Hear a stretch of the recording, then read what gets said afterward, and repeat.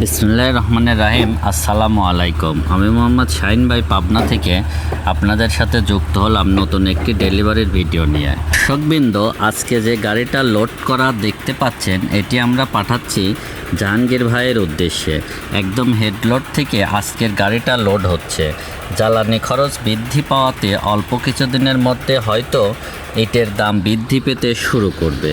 তাই যারা ইট কেনার জন্য সিদ্ধান্ত গ্রহণ করেছেন তারা অতি দ্রুত আমাদের সাথে যোগাযোগ করতে পারবেন।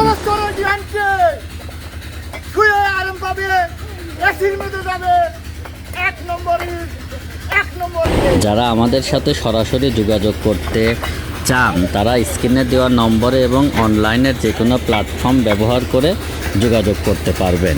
একদম পাইকারি রেটে আপনাদের কাছে ইট পৌঁছে দেব ইনশাল্লাহ।